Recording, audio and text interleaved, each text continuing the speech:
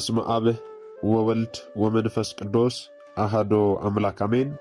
የተወደዳችሁ የልዑል እግዚአብሔር ቤተሰቦች የእናታችን የቅድስት ድንግል ማርያም የአስራት የቃል ኪዳን የበረከት ልጆች የጻድቃን የሰማዕታት ወዳጆች በወደደንና ባፈቀረን በልዑል እግዚአብሔር ፍጹም ሰላም እላችኋለሁ። እንደምን ዋላችሁ? እንደምን ለይሳ ደረሳችሁ? አሜን። እንደ ኃጢአታችንና እንደ በደላችን ብዛት ሳይሆን እንደ ምሕረትና እንደ ቸርነቱ ተመልክቶ እስከ ሰዓት ያደረሰን የአባቶቻችን አምላክ ልዑል እግዚአብሔር ስሙ የተመሰገነ ይሁንልን። እርሱን ጠርተን እርሷን የማንተዋት ንጽሕተ ንጹሐን ቅድስተ ቅዱሳን ቅድስት እናታችን ድንግል ማርያም ዘላለማዊ ስሟ የተመሰገነ ይሁንልን። እንግዲህ እንደ እግዚአብሔር አምላካችን መልካምና በጎ ፍቃድ ዛሬ የምንማማረው ጥር 10 ቀን የከተራ በዓልን በታላቅ ድምቀት እናከብራለን። ይህንን ክብረ በዓል ስለምንድን ነው የምናከብረው? ከተራ ማለት ምን ማለት ነው? በዚህ ዕለት ታቦታት ወጥተው ወደ ባሕረ ጥምቀት ለምን ይሄዳሉ? ምሳሌነታቸው ምንድን ነው የሚለውን እንደ እግዚአብሔር አምላካችን መልካምና በጎ ፍቃድ ዛሬ አጠር አድርገን እንማማራለን። እንግዲህ የሚያስተምረን እግዚአብሔር ነው፣ የሚመክረን እግዚአብሔር ነው፣ የሚገስጸን እግዚአብሔር ነው።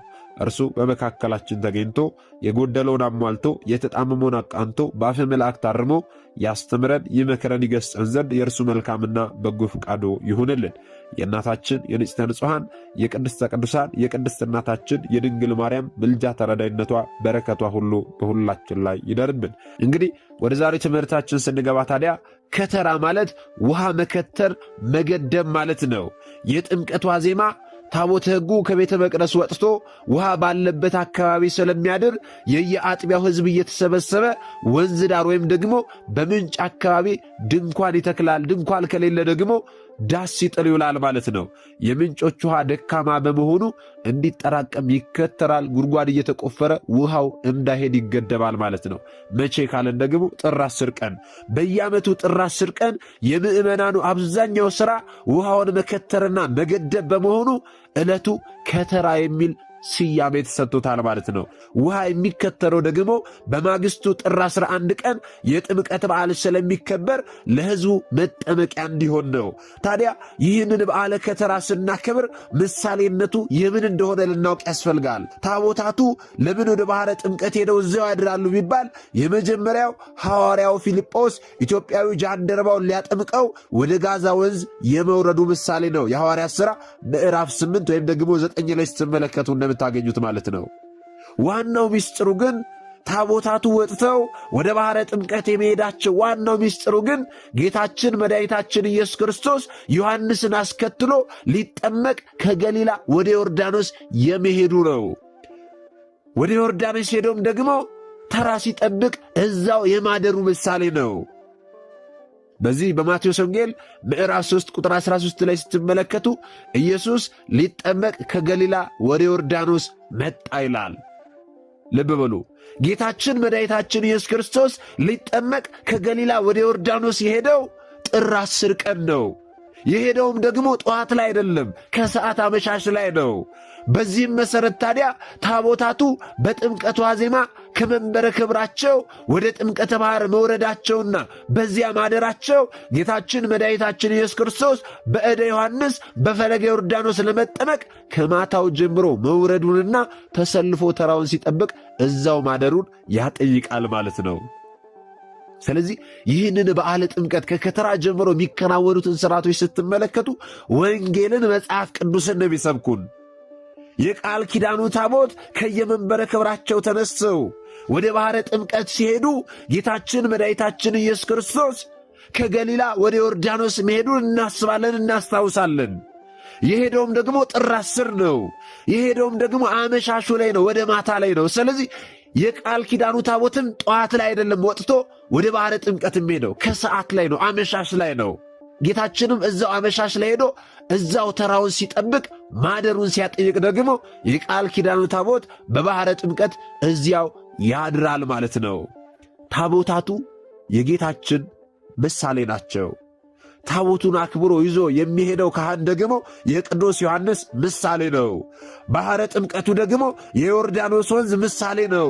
ታቦቱን አጅበው የሚሄዱትና በዓሉን የሚያከብሩት ምዕመናን ደግሞ ወደ ቅዱስ ዮሐንስ እየመጡ የንስሐ ጥምቀትን ሲጠመቁ የነበሩ ሰዎች ምሳሌዎች ናቸው።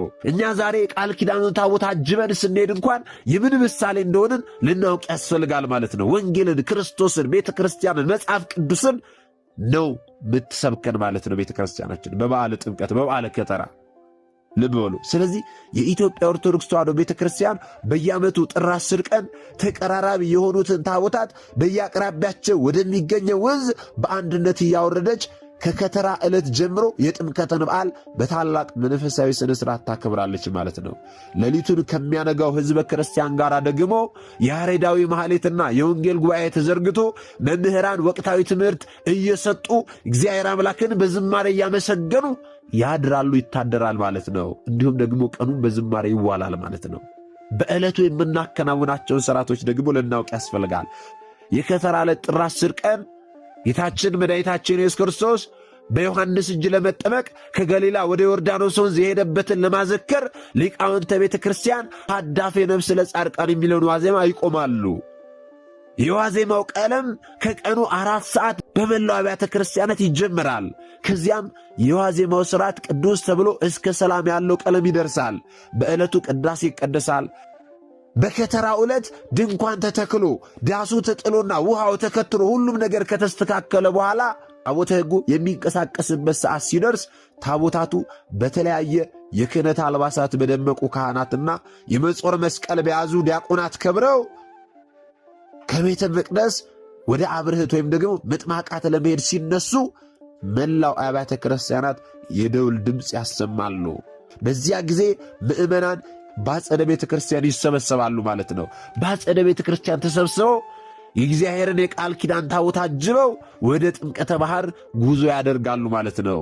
እንዲሁም ደግሞ በሚያልፉባቸው መንገዶችም ጭምር ለጥምቀት ያልሆነ ቀሚስ እንደሚባለው ያማረ ልብሳቸውን ለብሰው በዓሉን ያደምቃሉ። በየመንገድ ላይም ደግሞ ጠብቀው ታቦታቱን አጅበው ወደ ባሕረ ጥምቀት ይሄዳሉ ማለት ነው። እንግዲህ የወርቅ ካባና ላንቃ የለበሱ ቀሳውስት መነኮሳት ጥላ የያዙ ከታቦቱ ጎን ይቆማሉ። መስቀልና ጽና የያዙ ደግሞ ከታቦቱ ፊት ይሄዳሉ።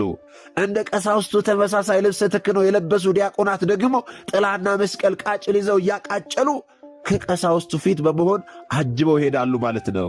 ከነዚህም ሌላ ደግሞ ካባ፣ ላንቃ፣ ጥንድ ድርብ የለበሱ መዘምራን የብር የነሐስ እንዲሁም ደግሞ ሌላም መቋሚያ ይዘው ወረደ ወልድ የሚለውን ዝማሬ እየዘመሩ ከዲያቆናቱ ቀድመው ይሄዳሉ ማለት ነው። የደብር አለቆችና አበው ካህናት ደግሞ ታቦታቱን ተከትለው ይጓዛሉ። የሰንበት ትምህርት ቤት ተማሪዎች ደግሞ በተለያዩ ቀለማት ባሸበረቁ አልባሳት ተውበው ትርኢት እያሳዩ ወረደ ወልድ፣ እግዚኦ መራ፣ ሆረ ኢየሱስ እያሉ ዝማሬዎችን እየዘመሩ ይሄዳሉ። እናቶቻችን ደግሞ ነይ ነይ እምዬ ማርያም የሚለውን ዝማሬ እየዘመሩ አጅበው ይጓዛሉ ማለት ነው። ልብ በሉ።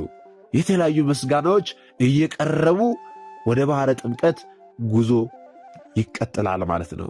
እንግዲህ የከተራ በዓል ማክበሪያ ቦታ ላይ እንደደረሱ ታቦታቱ በድንኳኑ አጠገብ ቆመው ወረደ ወልድ የሚለው ሰላም ተመርቶ በአግባቡ ከተለዘበ በኋላ ጸሎት ተደርጎ የዕለቱ ትምህርተ ወንጌልና ዝማሬ ከቀረበ በኋላ ውዳሴ ማርያም፣ መልካ ኢየሱስ ተደግሞ ታቦታቱ ወደ ተዘጋጀላቸው ድንኳን ይገባሉ ማለት ነው። በሁለተኛው የአገልግሎት ክፍል ደግሞ ካህናቱ ስብሐተ እግዚአብሔር ሲያደርሱ ያድራሉ። በመንፈቀ ሌሊትም ሥርዓተ ቅዳሴው ተጀምሮ ከሌሊቱ 9 ሰዓት ላይ ይፈጸማል ማለት ነው። በነጋታው የሥርዓተ ጥምቀቱ መርሃ ግብር ይቀጥላል ማለት ነው። ስለዚህ ክብረ በዓሉን ስናክብር ዝም ብለን በዘፈቃድ አይደለም የምናከብረው። ራሱን የቻለ ሚስጥር እንዳለው ልናውቅ ያስፈልጋል ማለት ነው። ታቦታቱ ከየመንበረ ክብራቸው ተነስተው ወደ ባሕረ ጥምቀት ከሄዱ በኋላ በባሕረ ጥምቀት ሄደው እዛው አድረው ሲመለሱ በነጋታው በዛው በሄዱበት መንገድ አይመለሱም።